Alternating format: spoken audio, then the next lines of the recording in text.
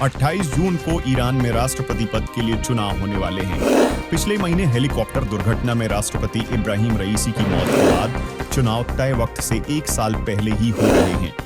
Iran का संविधान कहता है कि राष्ट्रपति की मौत के 50 दिन के अंदर नए राष्ट्रपति का चुनाव हो जाना चाहिए। गार्डियन काउंसिल संसद, राष्ट्रपति पद और असेंबली के चुनाव के लिए उम्मीदवारों का चयन करती है और उसने 80 लोगों में से 6 लोगों को चुनाव लड़ने की मंजूरी दी है।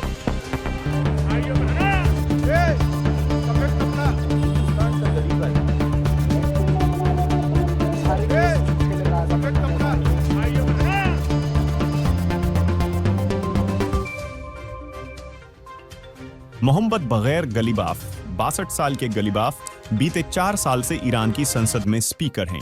वो 3 बार राष्ट्रपति पद का चुनाव लड़ चुके हैं, जिसमें से 2 बार हार गए और तीसरी बार 2021 में रईसी को समर्थन देते हुए उन्होंने उम्मीदवारी वापस ले ली थी। अमीर हुसैन गजीजादेह हाशमी 53 साल के हाशमी एक सर्जन हैं। रूढ़िवादी विचार वाले हाशमी 4 बार सांसद रह चुके हैं। हाल ही में वे राष्ट्रपति रईसी के डिप्टी के तौर पर कार्यरत थे। साल 2021 के राष्ट्रपति चुनाव में उन्होंने चुनाव लड़ा और 10 लाख से भी कम वोटों के साथ चौथे स्थान पर रहे। सईद जलील 58 साल के जलील एक्सपीडियंसी डिस्कर्नमेंट काउंसिल के सदस्य हैं। इससे पहले वो सुप्रीम नेशनल सिक्योरिटी काउंसिल के सचिव थे। उन्होंने 4 सालों तक ईरान की न्यूक्लियर नेगोशिएशन टीम का नेतृत्व किया था। मसूद पेजेशकियन 70 साल के पेजेशकियन हार्ट सर्जन हैं। वो 5 बार सांसद रहे हैं और 4 साल तक देश के स्वास्थ्य मंत्री भी रहे हैं। उन्होंने खुलकर ईरान के राजनीतिक माहौल और भ्रष्टाचार की आलोचना की है। मुस्तफा पूर मोहम्मदी गार्डियन काउंसिल से चुनाव लड़ने की सहमति पाने वाले 6 उम्मीदवारों में से एकमात्र मौलवी हैं। वो एक रूढ़िवादी राजनेता हैं जिन्हें डेथ कमेटी में अपनी भूमिका के लिए व्यापक रूप से जाना जाता है। अली रेजा जकानी 59 साल के जकानी पिछले 3 सालों से तेहरान के मेयर हैं।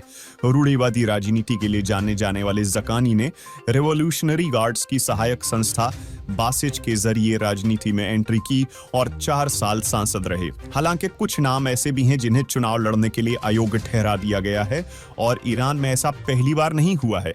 मेहरजाद बोरुजेर्डी मिज़ोरी यूनिवर्सिटी ऑफ साइंस के कला विज्ञान विभाग के डीन हैं। उनका कहना है कि पूर्व राष्ट्रपति महमूद अहमदीनेजाद और पूर्व स्पीकर अली लारीजानी को उम्मीदवारी की रेस से बाहर करना विवादास्पद है। वो कहते हैं अहमदीनेजाद को 8 साल तक राष्ट्रपति रहने और देश के सर्वोच्च नेता को सलाह देने वाली प्रभावशाली संस्था एक्सपीडियंसी काउंसिल में होने के बावजूद उन्हें मंजूरी नहीं दी गई। इतिहास के आधार पर यह कहा जाता है कि ईरान में सारी नीतियां राष्ट्रपति नहीं बल्कि सर्वोच्च नेता और उनके नियंत्रण में शक्तिशाली संस्थाएं तय करती हैं। इसलिए आयतुल्लाह अली खामेनेई की सहमति के बिना घरेलू और विदेशी नीतियों में कोई अहम बदलाव होने की संभावना नहीं है।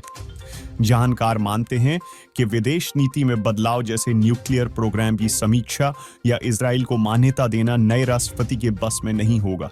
सर्वोच्च नेता ही आखिरी अथॉरिटी हैं। बाकी आपका इस खबर पर क्या विचार है, हमें कमेंट में बताएं और देश दुनिया की ऐसी ही खबरों के लिए वार्ता 24 न्यूज चैनल को सब्सक्राइब करें। आप देख रहे हैं वार्ता 24।